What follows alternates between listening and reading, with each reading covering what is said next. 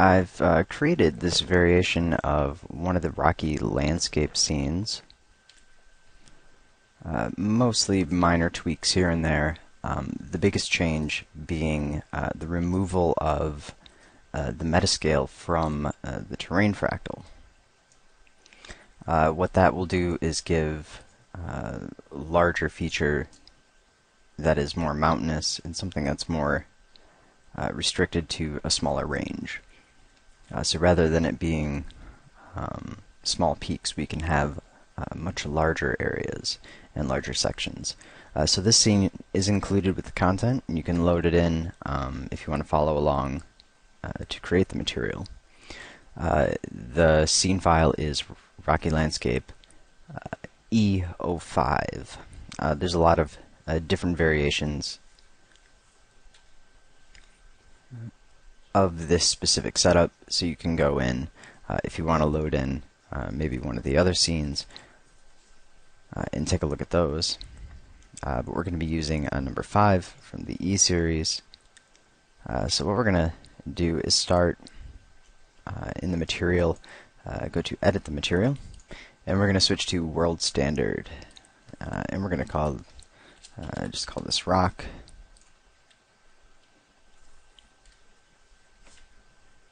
And we're going to right click on the color production and edit the function. Actually, first, before I go into there, I do want to modify my preview options, which you can do by this little icon right here just above the zoom, which actually opens up a new material window. I'm going to set the object size to 100 meters, and if we go ahead and look at the terrain size, it is 256 meters. So previewing the material at 100 meters will work pretty well. I'm going to set the background to uniform. We want to use a terrain preview, and then I'm just going to edit the color map and just make it more gray and a little bit darker. Go ahead and close that out and take a look. So now when we go to edit the function, we'll see that the main output observer is modified to that material setup. However, every individual channel within the material editor does have its own presets.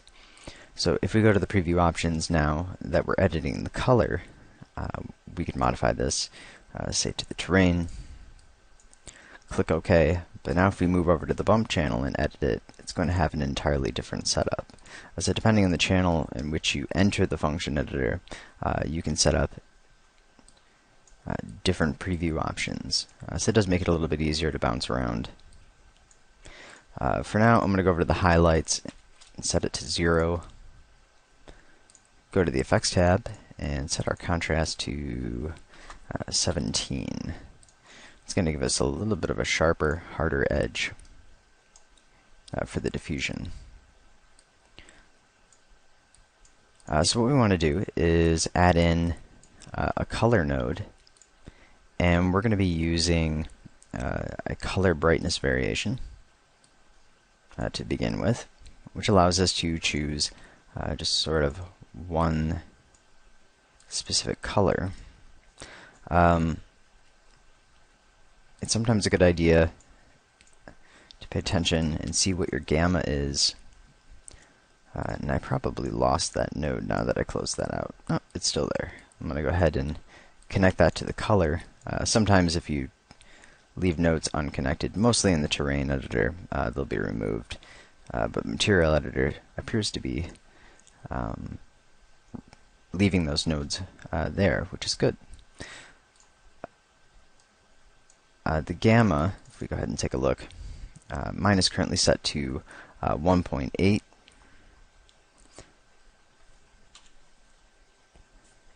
And with the texture map gamma input set to 1.8 as well, it's going to darken any of the textures used within materials, and also for all of the different vegetation. One thing you'll notice, though, is that the view material presets are much lighter and a lot brighter than some of the different texture maps, and it may not match up correctly. So if you're going to be using a lot of the presets that come with View, then you may want to adjust your gamma to 1, which is going to make everything a lot darker. So if we do that, go ahead and set it to 1. See a very dark scene, and it might make it a little bit easier for you to kind of define the darkest points of the material. Most of the materials I make are fairly dark, and that does help match with trees, and it also helps me light things in the end, but everything ends up being way darker than the View preset, so I am basically restricted to my own stuff if I'm using any of my own materials, unless I go in and you can change gamma. We could go into the function and just add the color node, color correction, gamma. So let's say we wanted to lighten this up. We could just set it to say 0.8. So sometimes if I'm trying to match certain things, I can just use a gamma that way. But I'm going to stick with a 1.8 for the main gamma and run textures at that as well, because I like the way it looks a lot better. So now we have our color brightness variation to begin with, and I'm going to go ahead and remove the other nodes for now. And this is just going to be sort of an overall coloration that we're going to use. We're going to end up mixing it with some other fractals as well, or some other noise generators. We can turn on the contrast a bit. If we turn it up really high, you're going to see a massive amount of color change.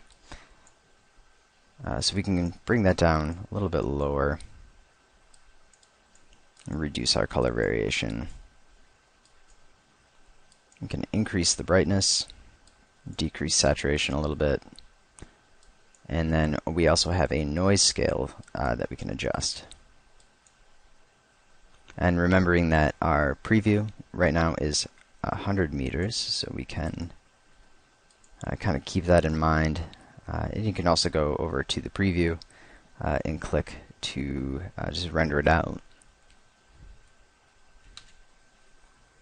If you do happen to notice that maybe you'll make some changes to a material and you are clicking over here to preview that material and within the actual scene, and you find that maybe when you close out the material editor it's not making the changes that you applied, then you'll want to refrain from previewing it, because sometimes if you click out of the material editor, it's not going to save your changes.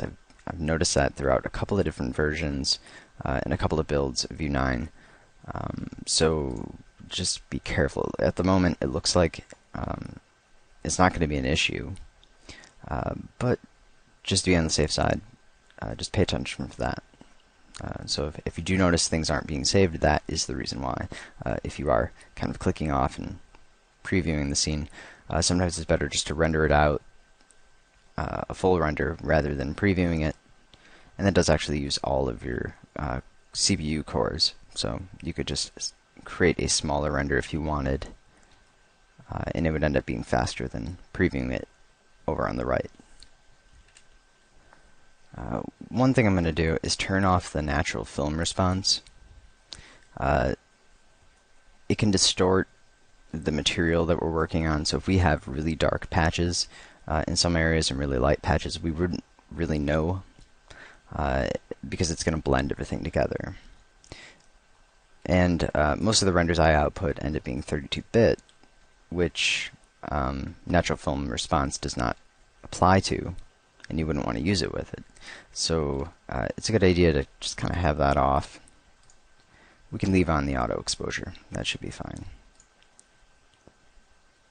If you want to pay attention more to the material and you want to maybe tone down atmospherics, you can go into the atmosphere editor, and we can just take our aerial perspective and bring it down to about 0.2. And that should allow us to see everything without any real haze.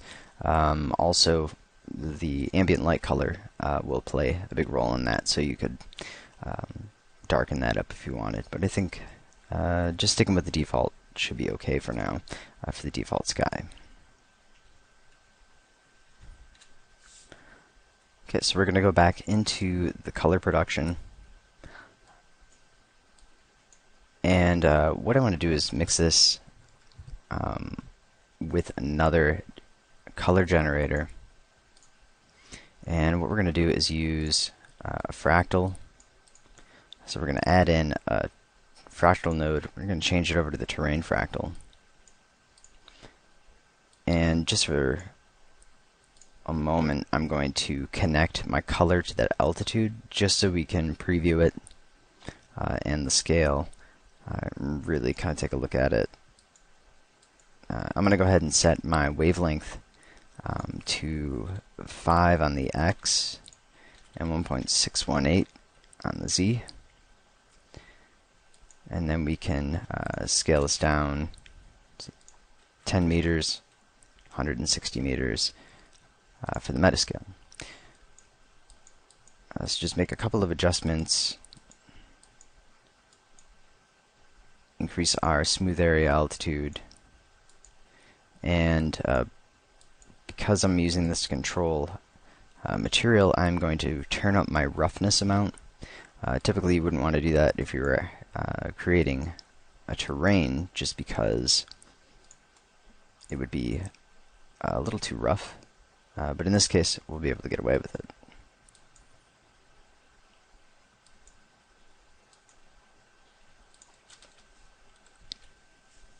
And just adjusting the bump surge a little bit to even the tones. And I'm going to go back and reconnect that to the color brightness variation. And now we're going to add a color map. Connect it to our terrain fractal. And we need to load in or create a color map. I'm just going to go ahead and reset it. And we're going to pick a couple of colors.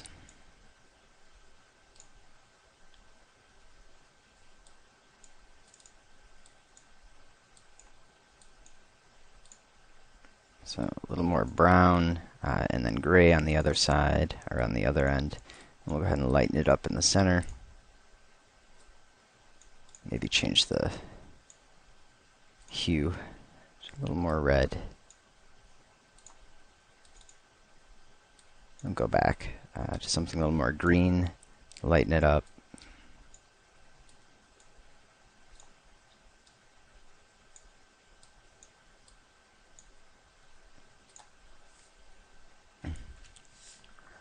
And now what I'm going to do is go to the color brightness variation and extract the color.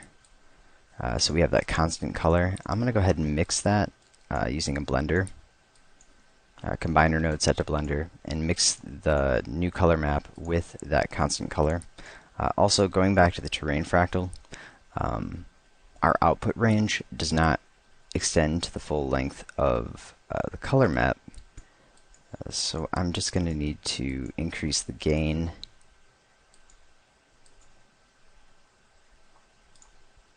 You can see that showing a little bit better. And whenever you select a color, you can see that full range of color. So if we need to make any adjustments,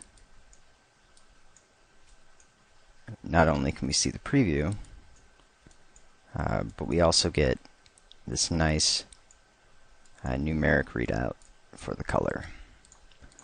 So right now it's just set to blend. We could set it to subtract. That might be a bit much. I'm going to go ahead and just multiply it 0.5, and then that's controlling our color brightness variation with this color. We can probably turn down our color variation a little bit, and the saturation.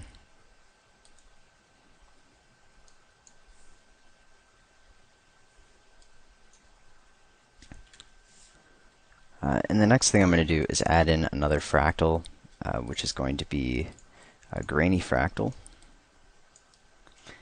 And for this, I really just want the black and white information. If we add a blender, we really can't connect it to that fractal directly. We need some sort of conversion. If you happen to own Snowflake version 3, under Math Nodes, Meta Nodes, there is a brightness to color meta node which will convert to a color output. That also preserves all numeric information. Nothing gets clipped out. The method I'm going to show you right now can clip things out if it goes above 1 and below -1. What we're going to do is add a color map and set it to a gradient from black on the bottom to white on the top. Connect that to the grainy fractal. And as long as the fractal output is between 1 and -1, it's going to give us just a black and white output. So we can connect this to the blender that I've added here. And right now it's set to multiply. It's pretty interesting looking.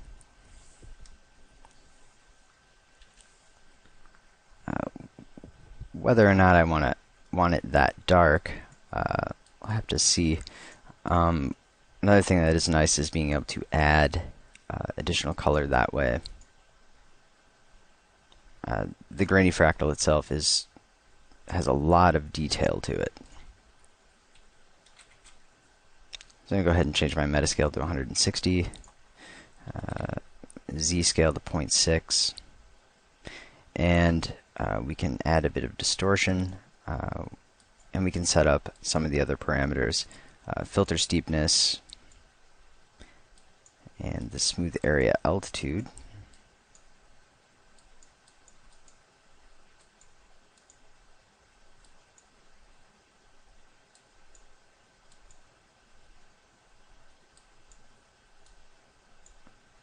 Maybe reduce our gain a little bit.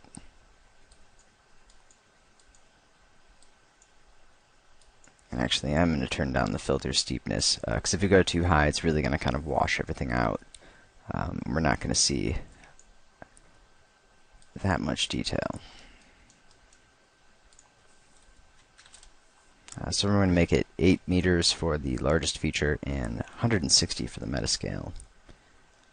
And we'll go ahead and set it to 1.3 on the Y, just to kind of stretch it out a little bit. So one thing we can do, which is going to be really interesting, is if we use the slope to control our mix for a multiply. So we have this really dark multiply right now. Obviously that's too dark, and we don't want it to be like that everywhere. But what we can do is connect this to the slope.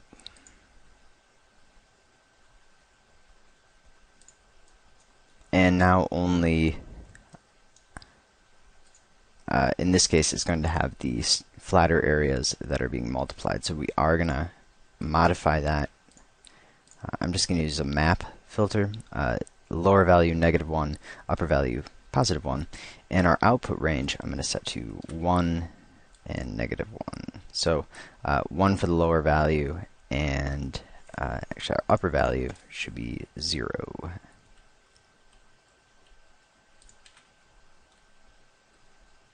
And then we can increase that a little bit more, depending on how dark you want to get it. So let's go ahead and set the upper value to 0.1, and our lower value is at 2 right now. Maybe set it up to 2.5. It's really going to depend on how steep the terrain is. So just for now, let's close this out and just take a look at a render and see how that's reacting with the steepness. And it might be a little too dark. Tone that down a bit. We do have some fairly steep areas, so it is getting probably a bit too dark. But it is starting to look a lot more interesting. And using the slope is a really powerful way to get some nice features into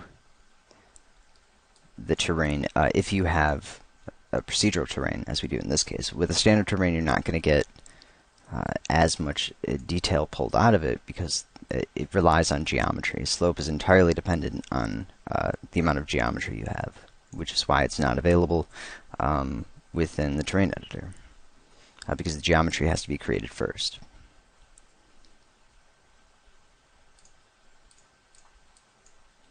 So I am going to go and just modify these values. Whenever you change the wavelength, it is going to modify the metascale and largest feature. So I'm going to set some of those back to where they were before. Increase the distortion a little bit.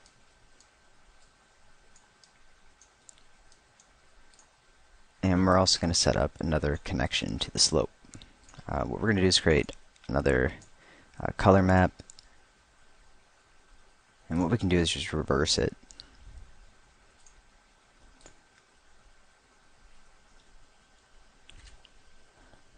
Actually, in this case, we don't need to reverse it, so I'm going to just switch it back. Go to that black, and I'm going to change that color to more of a reddish orange, kind of brown, and sort of a rust color.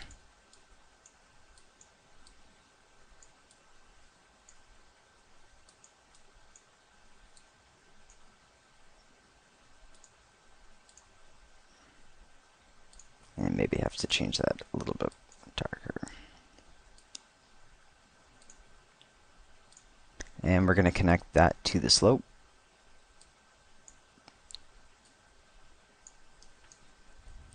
And we are going to need to make a few modifications. What I'm going to do is just add in an offset filter. And offset it by -1. And then we're going to add just another blender set to, or combiner node set to blender. And we can multiply that.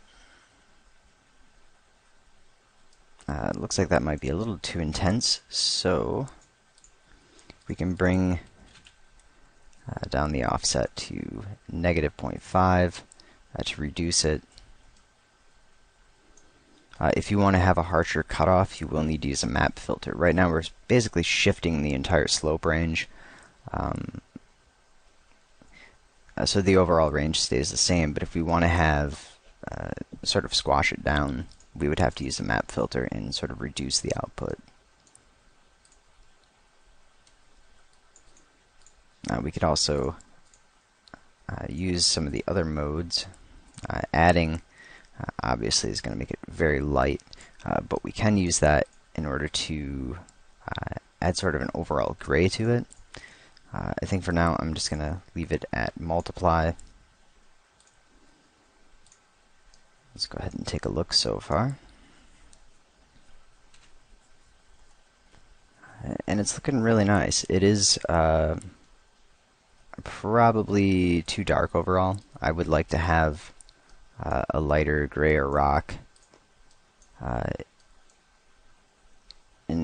on most of it, so we'll probably have to just go in and switch over where we have that blender with the constant color and change that over to add, and that way it'll lighten it up.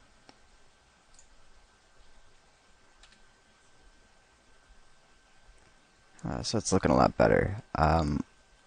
Another thing we could do for that redder dark slope input is instead of offsetting the map, what we could do is move that center color, or the left color, more towards the center. And that'll give us a bit of a sharper cutoff. Once we reach the center, we're basically at a slope angle of 90.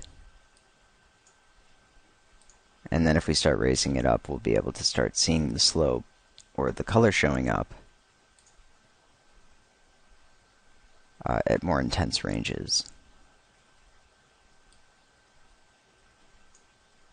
So one thing I'd like to do is just kind of bump that a little bit above the 0.5 marker, or actually it would be the 0 position, and then add another color just below it that's going to be more washed out. It's basically darker and more desaturated.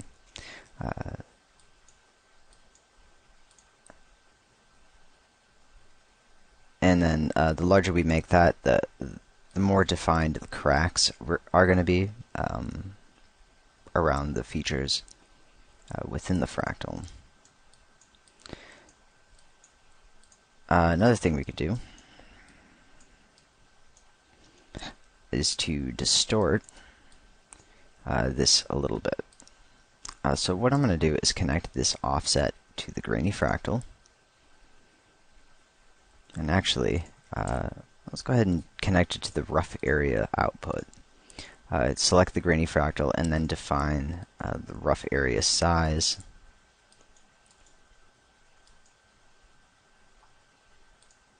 And just take a look at the output. And we just want to make sure it's not offsetting too much.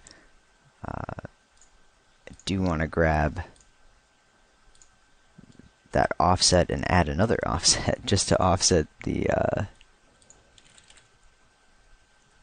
a distortion just a little bit, about 0.2. So we're going to drop a little bit below and we're going to go a little bit above using that rough area. And that's just going to add a little more detail.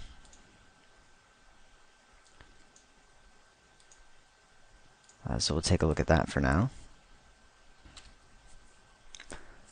Now I'm going to do the same thing with that red slope-controlled map as I did with the original color, and that is to run it through a color variation. Because right now it's just that flat color, and the easiest way is to really go through that color variation. I'm going to go ahead and save this.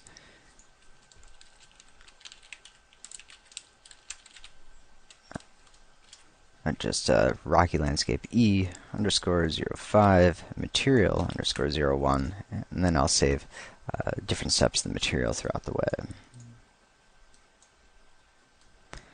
So let's go ahead and add in another color node. And we could use the color variation this time instead of the color brightness variation. Actually, we do need to connect that top part to the position input. And then we're going to extract the color, connect it to the color map, and then take that blender and connect it to the color variation instead of the color map itself. And now we can vary that color and add some more detail.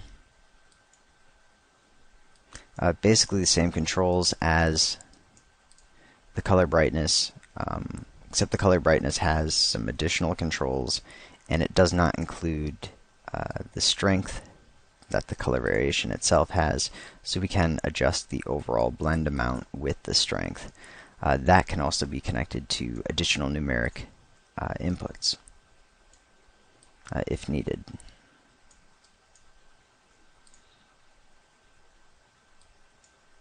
Increase our noise variation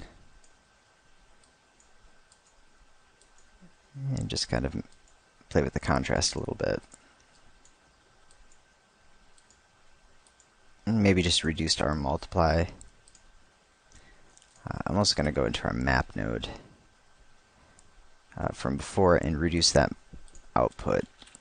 That was at 1.5, maybe down to 1.1. And we'll see how that looks. And it's looking nice and interesting. A lot of detail showing up in there. There really isn't much need for a bump channel with this much detail on the procedural terrain. The roughness values of the fractals themselves have a lot of detail in them. And one disadvantage of the bump channel itself, rather than having the detail, is that when you're in a shadowed area or anywhere with just ambient light, if you're not using any of the advanced lighting or radiosity or setting up additional lights, you don't see the features and they don't affect the way the material looks. So I'm going to go ahead and save this camera and switch over to another camera and just take a look at this terrain from another angle so we can see the material and how it's looking in other parts of the terrain.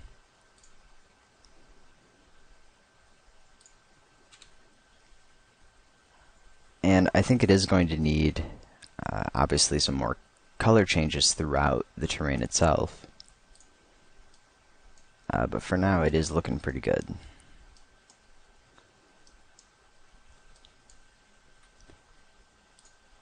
If we go to the color variation,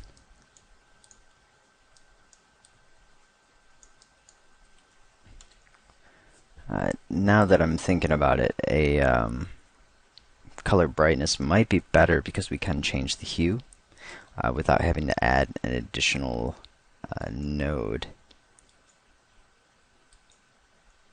But I think for now I'm going to reduce just the scale of this variation, and we'll use something else in order to add a bit more color. So let's go back into the color brightness variation, and we can add a bit of color variation just in there.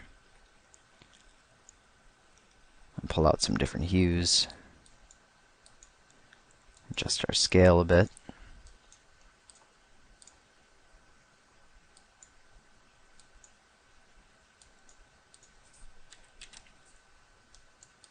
Let's take a look at our terrain fractal and just see whether or not we can get a little more of that color in there. If we take a look, we're not quite at the full range. So what we can do is we could either go into the map, the color map itself, and modify the key points, but I think what I'm going to do is just offset it by 0.1, maybe 0.25. Let's try 0.2. We can also go in and add some additional colors in here.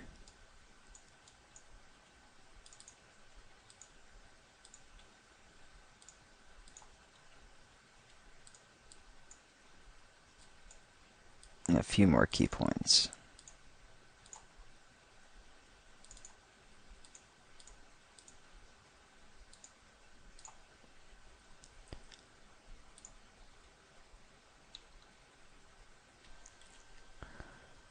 So the next thing I want to do is just apply an overall hue shift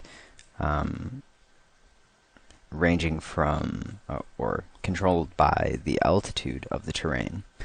So we'll have sort of a gradient shift in the hue color. Now before we set that up within the material, we do need to go into the terrain and define the altitude range, basically clipping out the top and bottom.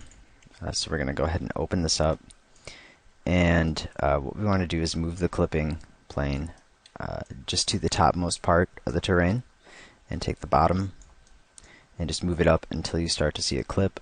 Just kind of drag it back until it's no longer clipping the terrain. And this defines the numeric parametric altitude, being -1 to 1. So if we click OK and go into the material and take a look at the altitude, if it's set to by object parametric, well, now it is using those top and bottom clipping planes in order to control the altitude range. So if we go down to the bottom link and the last link to the color, we're going to add a color node, color correction, and HLS shift. And we can add that into the chain. And what we want to do is control the hue with the altitude. So we're going to go ahead and extract the hue. And before we go ahead and connect this, let's go ahead and take a look at some of the values. If I go ahead and set this to 0.1, it's a rather large hue shift. Negative 0.1, the same thing. So 0.01, 0.05, even 0.05 might be a bit high. So we're just going to need to keep within a certain range. And what we're going to do is add in a filter. We're going to use a map filter. Connect it to the altitude. And lower value -1, upper value 1. And then we're going to be setting the lower and upper to be, start with a -0.05 for the lower value and 0.05 for the upper. Connect that to our hue shift.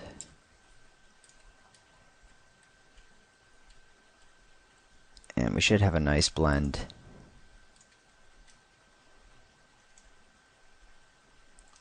Starting from the bottom and changing up towards the top.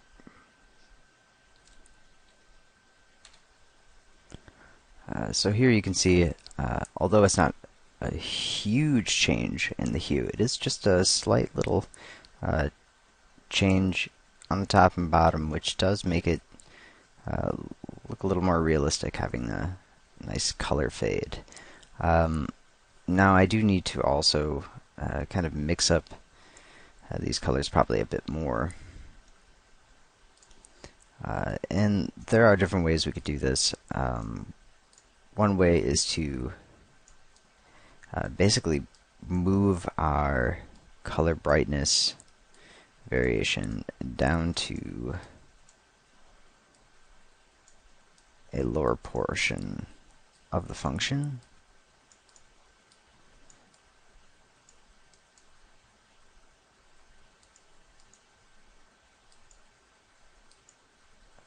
And that way we don't have to add anything else to the function itself. It will modify a few things. So it's really up to you whether or not you want the ranges to be that high or change that much. I'm just going to go back and undo that for now. I think I will just end up adding another color brightness. But before I do anything else, I am going to go ahead and save.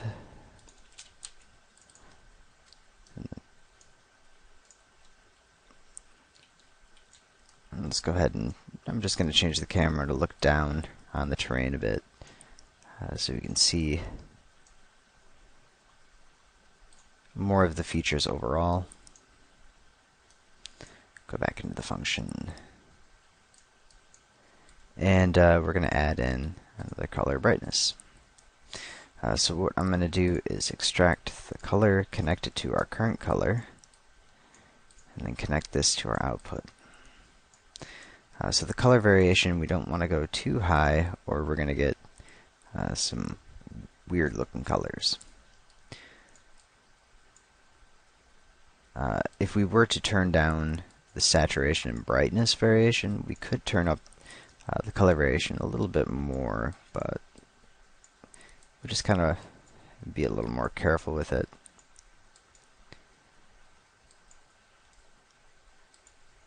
And try not to overmax the hues.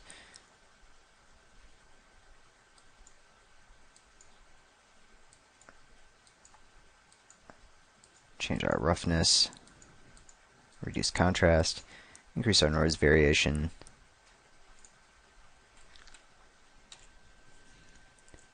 Okay, so here is render of the terrain so far. Looking down on it really with our focal length turned down pretty low. The next thing I want to do is just add a variable highlight. So we're going to edit the material, go to the highlight, and we can increase the amount just up to I mean, we can bring it up to 100 for now. Turn on the variable highlight, and I'm also going to reduce the global size to about 20. So right now that's going to be very bright, but if we go into the function, we can edit the highlight and connect it. I think to the grainy fractal is probably going to be the best and give us the most variation. So with it connected to that, we can add in a filter. I'm going to go ahead and set it to absolute.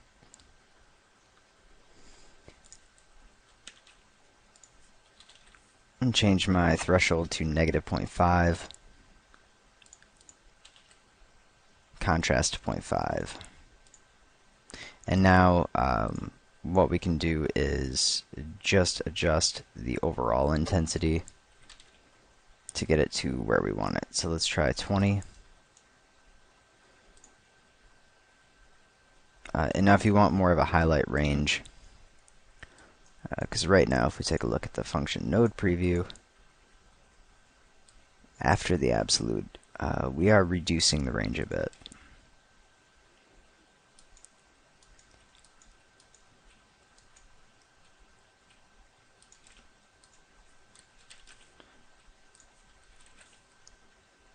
So let's go ahead and change that contrast to -0.25.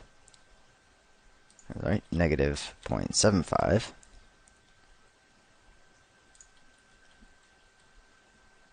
And see how that turns out. If we're still not really getting a whole lot of change. Leaving it at a contrast of 1, or say 0.5, should be pretty good. And then what we can do is just add in a multiply filter. Multiplying by 2 looks like it should be good.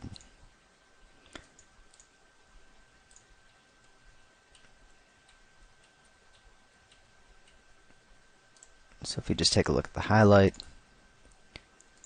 I'm just going to do a smaller render for now. And for the most part it's looking alright. But I think I'm going to take the highlight size, bring it down to 12, take the global intensity, bring it down to 25, go back into the contrast within the effects tab and set that to, say, 13 or maybe 14.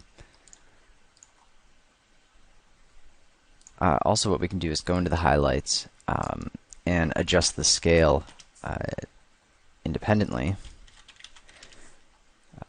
even though it is connected to the other areas of the function. We can isolate just that specific noise and reduce the scale a little bit. So let's set it to 0.618 on the Z. And that will add more detail throughout and kind of add more lines throughout the terrain where the highlights are going to be showing. And that definitely looks better. There's only one last thing I really want to do, and that is set up a much larger fractal that will sort of cover everything and just kind of mix it together. We could just use black and white, that'll work fine. We'll go ahead and use a terrain fractal.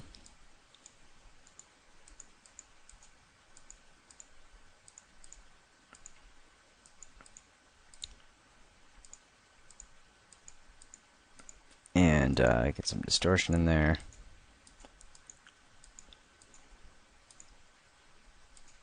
And we'll probably need to use maybe a map filter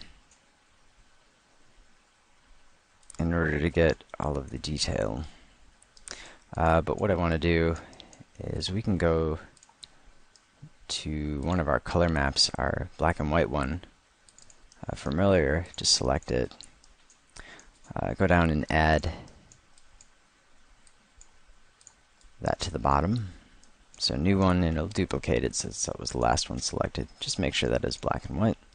And I'm going to add in a blender, connect that color map, and subtracting it can be a really cool way to modify ambient light as well as the direct diffusion. So I just want a mix that's going to work well on a larger scale. Subtract will work pretty well. Multiply works pretty well. I am going to go back to that terrain fractal and set the z-scale to 0.1618.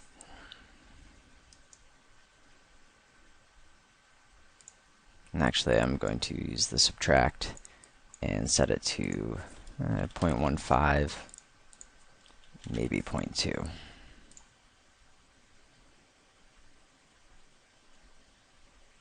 And that should be good. So the terrain fractal is set to largest feature of, we'll go ahead and set it to 1 meter, and we'll do 13 meters for the metascale. And then we could just kind of modify the smooth area altitude. I'm going to turn down the variation strength to 0.4. Just going to use 0.2. That's going to make it a lot rougher and give us more detail.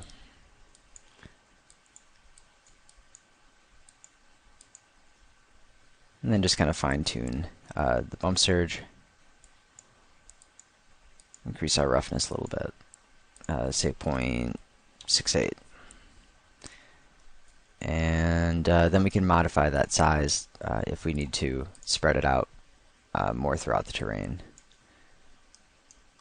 But I think that's going to be good. So I'm just going to switch back to my original camera. And now if the overall surface is maybe too dark, you can just add a gamma color correction node to that color input and just reduce the number from 1 to say 0.8 or 0.9 just to lighten it up a bit. Or you could add another fractal, lighten it, maybe go back and fine-tune some of your multiply functions. But I think that's going to work out pretty well. I think maybe I am going to increase the size of that subtraction, because the whole idea was that it would be a very large subtraction. So let's go ahead and set that up to 1.6 kilometers by 600 meters. So that's going to extend well beyond the terrain. So if we were to extend it, we would still have a nice variation within the detail.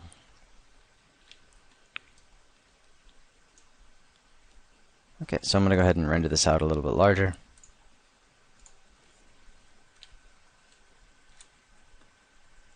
Okay, so there we have what would be a very good base material.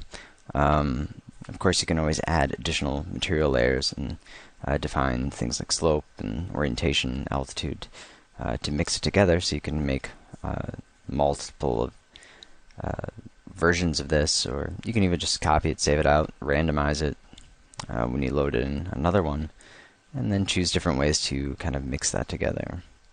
But there's some really great color nodes and material design nodes within the function editor that make it pretty easy to create realistic surfaces. So obviously I think this would need some more defined areas and defined features that would be different color changes, and that might be something that just really has to be kind of painted in, unless you can go into the function itself and set an output. But I think that's a pretty good start for a good base material. I just have the post-render options open, and I just want to show you what happens when I turn on the natural film response. You can see that all those very dark areas do kind of mix together with the rest of the color. That's not something you would use for a 32-bit output, but 16-bit and 8-bit it'll work. So if you do like the look of it better with the natural film response, you can use that. But I like to be able to define sort of diffusion and set up sort of a faked occlusion, sort of dirt within the material itself.